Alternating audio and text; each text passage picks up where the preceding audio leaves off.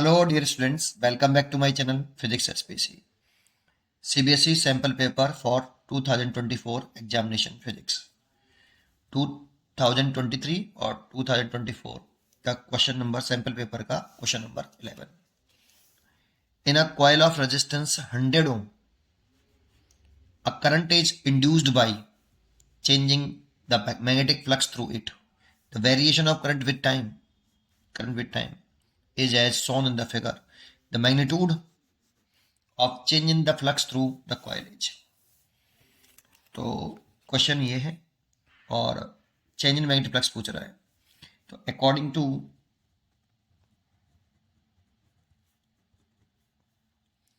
Faraday second law of electromagnetic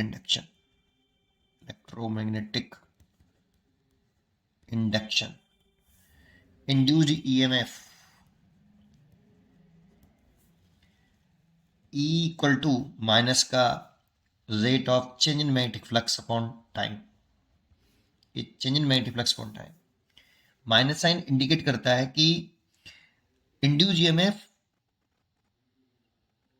produce होने का जो कॉज होता है उसका अपोज कर रहा है नेगेटिव साइन. नेगेटिव साइन उस कॉज का अपोज करता है जिसकी वजह से ये इंड्यूस ईएमएफ प्रोड्यूस हुआ है. तो केवल ये पोलैरिटी को बताता है, इसीलिए इसमें केवल अगर मैग्नीट्यूड लिख लूँ मैं इसका इंड्यूस्ड ईएमएफ का, तो मैं लिख सकता हूँ d∅/dt. अगर मैं मॉडुलस लगा लेते हैं तो एक पॉइंट तो ये हो गया. दूसरा, एंड इंड्यूस्ड करंट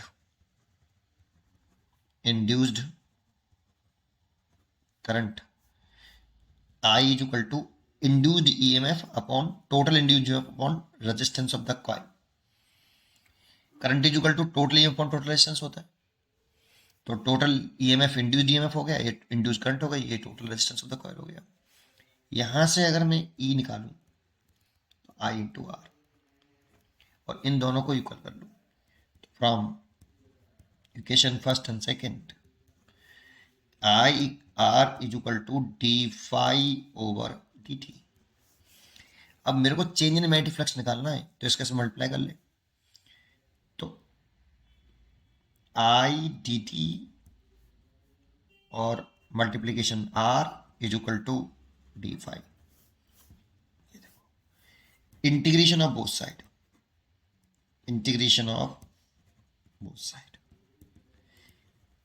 अगर हम इंटीग्रेशन कर दें इसका तो इंटीग्रेशन R तो कांस्टेंट टर्म है, बाहर आ जाएगा क्योंकि टाइम चेंज हो रहा है बेटा और करंट भी चेंज हो रहा है टाइम के साथ. But resistance of the coil is constant term, so R बाहर आ गया. Integration I/dt is equal to integration of d∅.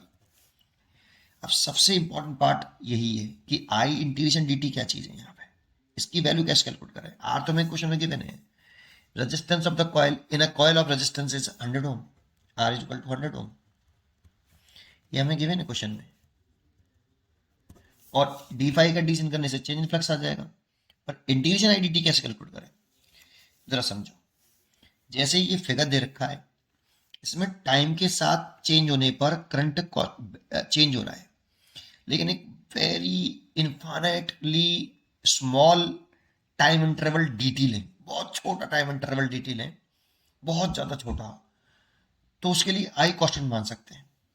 तो एक बहुत छोटा सा मैंने इसमें टाइम इंटरवल लिया है, ऐसे ये बहुत बड़ा बना दिया है, बहुत छोटा होता है dt, इनफाइनाइटली स्मॉल ये. और इसके लिए I को मैं कैसा मान सकता हूँ, कांस्टेंट मान सकता हूँ. इसके लिए मैं I को कांस्टेंट मान सकता हूँ. तो इसका एरिया निकाल लें बेटा आप. तो ये रेक्टेंगल बन गया, क्या बन गया. ये जो स्ट्रिप बनाई है मैंने ब्लैक कलर की, ये आपकी शेडेड पोर्शन, इसका एरिया निकालें तो स्मॉल एरिया आएगा dA. तो dA small area of element, ये स्ट्रिप जो आई है उसका एरिया निकाला है छोटे से पार्ट का. तो एरिया कैसे निकालते हैं. रेक्टेंगल बना, रेक्टेंगल का एरिया क्या होता है, लेंथ इनटू ब्रेथ. तो लेंथ तो हो गई I और ब्रेथ हो गई dt. तो I/dt. अगर मेरे को पूरे पोर्शन का अगर एरिया निकालना है, अगर ऐसी स्ट्रिप देखूं तो इसमें बहुत सारी स्ट्रिप्स होंगी, ऐसे छोटी छोटी बहुत सारी स्ट्रिप्स होंगी. तो जब भी किसी चीज को छोटे छोटे पार्ट में तोड़ना पड़े, फिर तोड़कर जोड़ना पड़े, तो मन में ख्याल इंटीग्रेशन का आना चाहिए। तो इसीलिए हमने अगर इसका टोटल एरिया कैलकुलेट करना चाहते हैं कि इस स्टेप्स का ये टोटल एरिया कितना है, ये वाला, तो हमें इसका इंटीग्रेशन करना पड़ेगा, क्योंकि ऐसी छोटी छोटी स्टेप्स इसमें बहुत सारी ले सकते हैं हम। तो integration of both side, integration करने से ये टोटल एरिया आ गया बेटा ये वाला ए, डी ए कंडीशन ए और इंटीग्रेशन आई डी टी। तो integration I D T total area के बराबर है आई टी ग्राफ के। तो मैं यहां लिख सकता हूं आगे कि अगर मैं आगे करना चाहूं तो यहां कर देता हूं, आर तो है ये into integration I D T क्या है, total area under I T graph. देखो टोटल एरिया तो आएगा बेटा ये, अगर ऐसे छोटी छोटी स्टेप्स काटेंगे इसमें बहुत सारी, जैसे एक और काट लें, फिर ऐसे काटते जाएं और उन सबको फिर जोड़ दें तो टोटल एरिया तो निकलेगा। इंटीग्रेशन का मतलब जोड़ना ही तो होता है, ठीक है। तो टोटल एरिया निकल आएगा इक्वल टू डी फाई का इंटीग्रेशन करें तो वो हो गया फाई, और लिमिट लिख लें तो उसकी इनिशियल फ्लक्स टू ये फाइनल फ्लक्स, तो इनिशियल फ्लक्स और ये फाइनल फ्लक्स ऐसे। अब आर तो दे रखा है हमें 100, total area under the graph निकालें तो देखो ये हमें दे रखा है 0.5 सेकेंड और ये दे रखा है 10 एम्पियर, ये आई टी ग्राफ है। और ये बनना है ट्रायंगल, ट्रायंगल का एरिया का फॉर्मूला क्या होता है, हाफ बेस इनटू हाइट। तो बेस तो हो गया कितना 0.5 और हाइट हो गई 10 एम्पियर, ये 10 इक्वल टू, इसे लिख सकते हैं final flux minus initial flux, और इसे बोलते हैं magnitude of change in magnetic flux. ये चेंज इन मैग्नेटिक फ्लक्स आ गया, उसका मैग्नीट्यूड निकाल लिया मैंने, 2 से ये काट दिया मैंने 5 बार और ये हो गया 100 इंटू 2.5, तो चेंज इन मैग्नेटिक फ्लक्स आ गया 25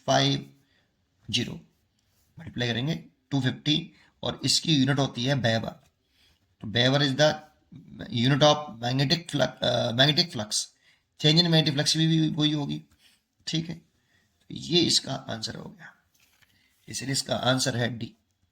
उम्मीद करता हूं कि आपको ये क्वेश्चन जरूर समझ में आया होगा। पढ़ते रहिए और खुश रहिए।